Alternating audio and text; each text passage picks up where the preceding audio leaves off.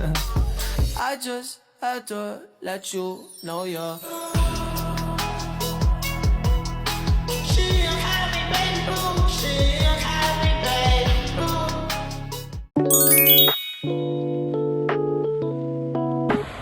Di sini kita akan memulai dengan mengetahui konsep uji peringkat bertanda Wilcoxon untuk data satu sampel.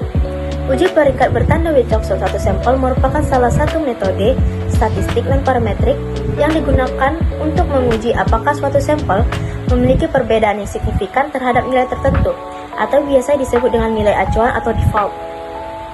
Uji ini sering digunakan ketika data tidak memenuhi asumsi normalitas, namun tetap ingin dilakukan pengujian terhadap pusat distribusi data. Uji Wilcoxon satu sampel bekerja dengan menghitung selisih antara setiap nilai observasi dengan nilai acuan. Kemudian, nilai selisih tersebut diurutkan berdasarkan besarnya, atau tanpa memperhatikan tanda, dan diberikan peringkat. Setelah itu, tanda positif dan negatif dikembalikan untuk menentukan arah perbedaan. Karena melibatkan observasi pengurangan, data yang digunakan diasumsikan minimal berskala interval. Meskipun demikian, dalam praktiknya, uji ini sering digunakan untuk data ordinal, seperti skala Likert dengan asumsi sebagai data numerik. Nah, uji ini memiliki tujuan. Tujuannya itu yang pertama mengetahui apakah terdapat perbedaan signifikan antara median populasi dengan nilai tertentu. Dan tujuan kedua adalah menilai apakah distribusi data simetris terhadap nilai acuan. Baik, selanjutnya, data yang digunakan dalam uji Wilcoxon ini harus memenuhi kriteria berikut atau memiliki syarat. Yang pertama itu data berupa satu sampel, yang kedua data berskala interval atau rasio, atau ordinal yang diasumsikan interval. Yang ketiga, tidak harus berdistribusi normal. Nah, untuk uji Wilcoxon terdapat hipotesis, yang dimana H0 itu populasi simetris terhadap nilai acuan, dan H1 populasi tidak simetris terhadap nilai acuan. Untuk interpretasi hasil, kita melihat p-value-nya. Jika hasil pengujian menunjukkan nilai p-value lebih kecil dari tingkat signifikan, misalnya tingkat signifikannya itu atau alfanya itu 0,05, maka H0 ditolak. Artinya, terdapat perbedaan yang signifikan antara data dengan nilai acuan. Dan sebaliknya, jika p-value itu lebih besar dari tingkat signifikan, maka gagal menolak H0. Artinya, tidak terdapat perbedaan yang signifikan antara data dengan nilai acuan.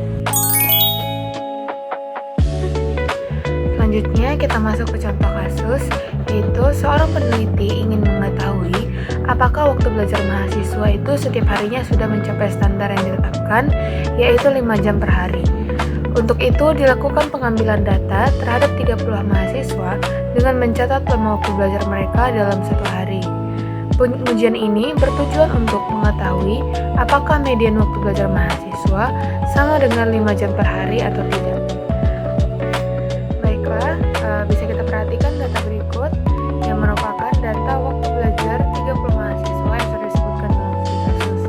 Nah, dalam penyelesaian studi kasus ini kita menggunakan analisis Wilcoxon menggunakan RStudio.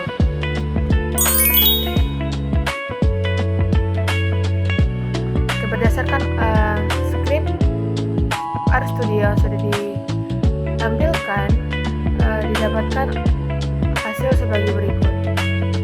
Berdasarkan hasil uji Wilcoxon satu sampel terhadap data waktu belajar mahasiswa, diperoleh nilai p-value sebesar 0,4173. Dengan menggunakan taraf signifikansi sebesar 0,05, nilai p-value tersebut lebih besar dari 0,05 sehingga hipotesis 0 atau H0 ditolak.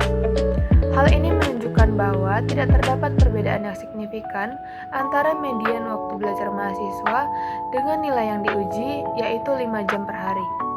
Dengan demikian, dapat disimpulkan bahwa median waktu belajar mahasiswa cenderung sama atau tidak berbeda secara signifikan dari 5 jam per hari.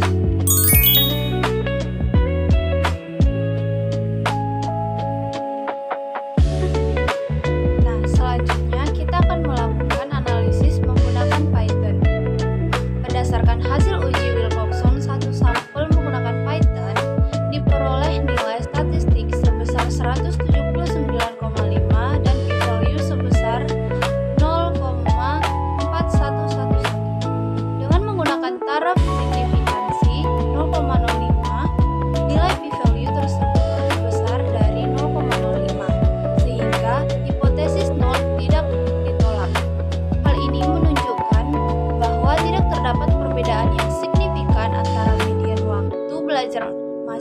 data dengan nilai yang diuji, yaitu 5 jam per hari. Dengan demikian, dapat disimpulkan bahwa median waktu belajar mahasiswa cenderung tidak berbeda secara signifikan dari 5 jam per hari.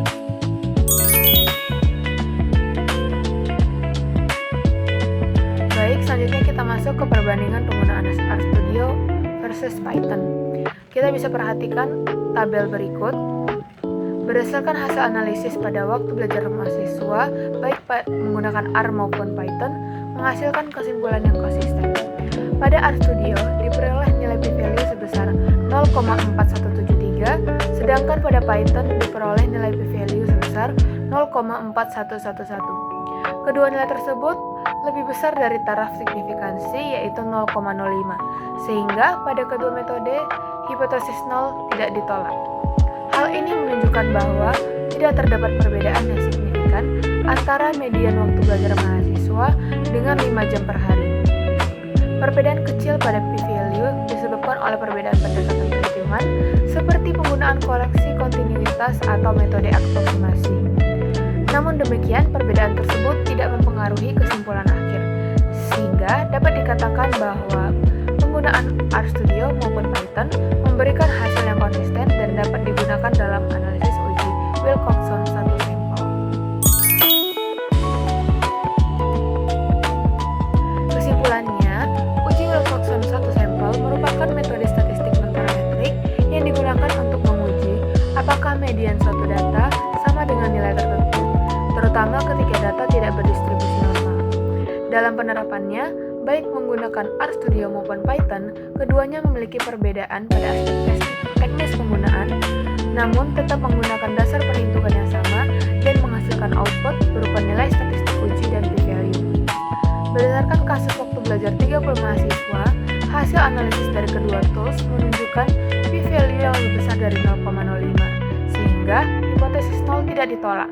Hal ini mengindikasikan bahwa median waktu belajar mahasiswa tidak berbeda secara signifikan dari 5 jam per hari. Dengan demikian dapat disimpulkan bahwa secara teori maupun praktik, uji Wilcoxon dapat dilakukan dengan baik menggunakan RStudio maupun Python, serta keduanya memberikan hasil yang konsisten dan dapat diandalkan dalam analisis data. I just had to let you know you're